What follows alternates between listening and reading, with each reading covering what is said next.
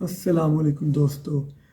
आज की वीडियो का टॉपिक है कि इस साल 2022 में तकरीबन स्वीडन में स्टूडेंट्स के जो पाकिस्तानी स्टूडेंट थे उनके वीज़े रिजेक्ट हो गए हैं। अब वो स्वीडन में इस साल 2022 में स्टडी के लिए नहीं जा पाएंगे। तो ये एक बहुत बड़ा अलमिया है। Being a nation, being a Pakistani, मुझे बहुत दुख है इस बात पर कि हमारे जो पहले से लोग स्वीडन में स्टडी कर रहे थे, उनकी कुछ एक्टिविटीज़ की वजह से जो नए स्टूडेंट्स हैं उनको वीज़े नहीं एलोकेट किए जाएंगे और वो स्टडी के लिए स्वीडन नहीं जा पाएंगे। तो मेरी आज की वीडियो का यही पर्पज़ है कि ये क्यों हुआ, कैसे हुआ और हम इसको कैसे अवॉइड कर सकते हैं।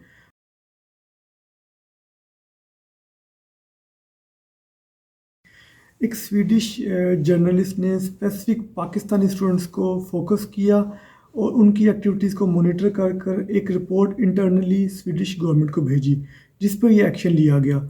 उस रिपोर्ट में क्लियरली लिखा गया कि पाकिस्तानी स्टूडेंट्स स्टडी परमिट के थ्रू स्वीडन आते हैं और वो फिर स्टडीज़ नहीं करते और दूसरी एक्टिविटीज़ में इन्वॉल्व हो जाते हैं। इस रिपोर्ट की फाइंडिंग ये थी कि 72% पाकिस्तानी स्टूडेंट्स ने अपनी एजुकेशन कंप्लीट नहीं की है और वो ड्रॉप आउट हैं।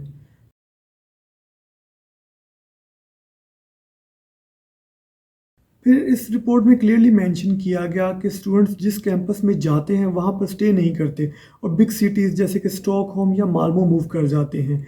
जैसे कि उन्होंने लीनियस यूनिवर्सिटी की एग्जांपल दी कि वाक्सियो कैंपस में जस्ट 14% स्टूडेंट्स हैं और कालमार कैंपस में जस्ट 6% स्टूडेंट्स हैं। इट मीन्स कि 94% स्टूडेंट्स स्टॉकहोम या माल्मो मूव कर गए हैं।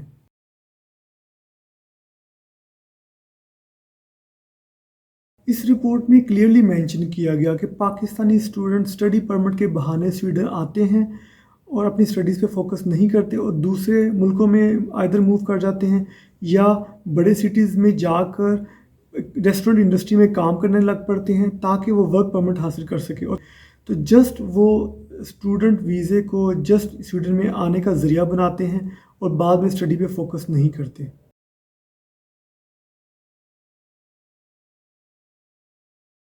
इस रिपोर्ट में ना सिर्फ स्टूडेंट्स के इश्यूज़ को हाईलाइट किया गया बल्कि अपनी अथॉरिटीज़ को भी उन्होंने निशाना बनाया।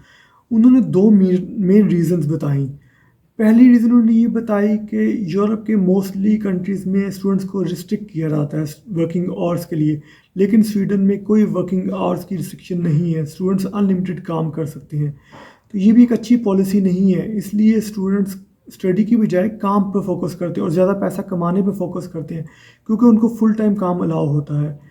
सेकेंड उन्होंने ये रीज़न बताई कि यूनिवर्सिटीज़ को सिर्फ और सिर्फ अपनी फ़ीस से कंसर्न होता है। वो रिलैक्स पॉलिसीज़ बनाकर एडमिशन प्रोसेस को सिंपल करती हैं और इजी करती हैं।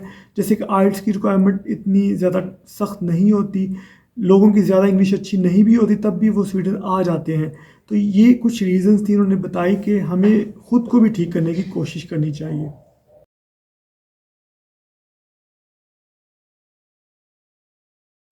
फिर इस रिपोर्ट में ये भी कहा गया कि पाकिस्तान में बहुत ज़्यादा कंसल्टेंट्स हैं जो कि स्टूडेंट्स को सब्ज़ बाग दिखाकर स्वीडन में भेज देते हैं।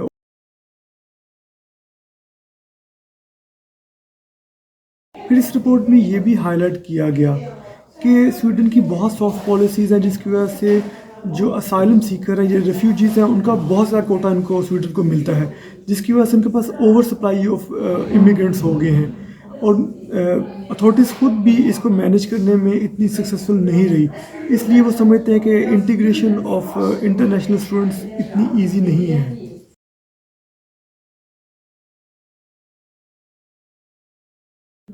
अब हम बात करते हैं जिन स्टूडेंट्स के वीज़े रिजेक्ट हुए हैं, उन्हें हिम्मत नहीं हारनी चाहिए, उन्हें डिसहार्ट नहीं होना चाहिए। सबसे पॉजिटिव बात इसमें ये है कि उनके डॉक्यूमेंट्स ऑलमोस्ट सारे कंप्लीट हैं। उन्होंने HEC से डिग्री से टेस्ट करा ली हैं, अगर आइल्स कर लिया तो बहुत अच्छी बात है। अब आप फ़िनलैंड या नॉर्वे या अगेन स्वीडन में भी अप्लाई कर सकते हैं।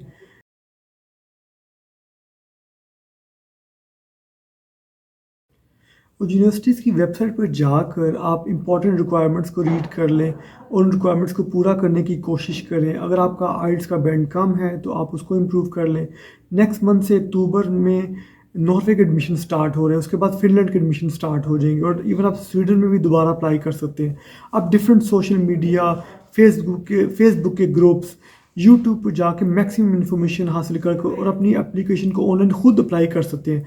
आपको किसी कंसल्टेंट की ज़रूरत नहीं, क्योंकि आपने ऑलमोस्ट चीज़ें स्वीडन के लिए रेडी की थी, वो तमाम चीज़ें आपकी फ़िनलैंड या नॉर्वे के लिए काम आ सकती हैं, तो ऑलमोस्ट आपने काम कर लिया है।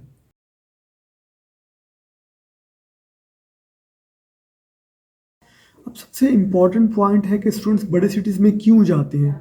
डेफिनेटली उनकी मजबूरी है तो वो जाते हैं, उनको छोटे सिटीज़ में काम नहीं मिलता। लेकिन इसमें मैं यही कहना चाहूँगा कि आपको थोड़ा सब्र से काम लेना चाहिए और चीज़ों को एक्सप्लोर करने की कोशिश करनी चाहिए, मेहनत करनी चाहिए। जैसे कुछ गुड टिप्स हो सकती हैं, जैसे आप लाइसेंस लेके जाएँ पाकिस्तान से, आप ड्राइविंग रिलेटेड जॉब कर लें, न्यूज़पेपर की जॉब कर लें, फूड डिलीवरी की जॉब के चांसेस ज़्यादा होते हैं ड्राइविंग लाइसेंस से।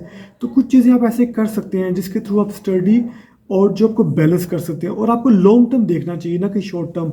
आप इर्द गिर्द के लोगों को देखेंगे सारे और जॉब करके पैसा कमा रहे हैं, और आप डेस्परेट हो सकते हैं कि मुझे भी सिर्फ पैसा कमाना चाहिए, लेकिन लॉन्ग टर्म आपके ये गोल अचीव नहीं हो पाएंगे। इसलिए आपको लॉन्ग टर्म देखते हुए कि लॉन्ग टर्म क्या चीज़ें आपको बेनिफिट करेंगी। फॉर एग्जांपल आपकी डिग्री कंप्लीट होगी तो आपके लिए चांसेस ज़्यादा होंगे जॉब ढूंढने के, प्रोफेशनल जॉब ढूंढने के।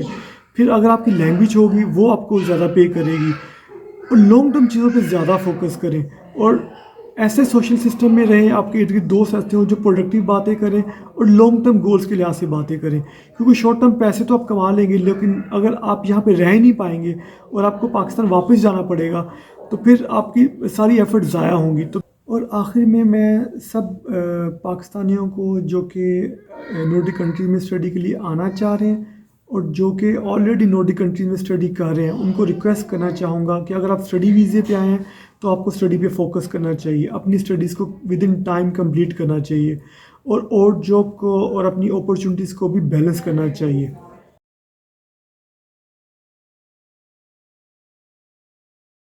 ये नॉर्डिक कंट्रीज़ बहुत अच्छी कंट्री हैं, बहुत ज़्यादा अपॉर्चुनिटीज़ प्रोवाइड करते हैं, लेकिन ऑन द अदर साइड ये बहुत कंट्रोल भी करते हैं चीज़ों को।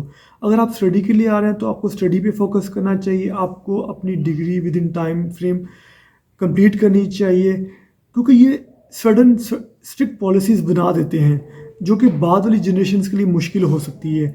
जैसे कि हमारे ऑलरेडी जो स्टूडेंट्स थे पढ़ रहे थे, उनकी रॉन्ग प्रैक्टिसेस की वजह से नए आने वालों के को वीज़ा नहीं मिल रहा।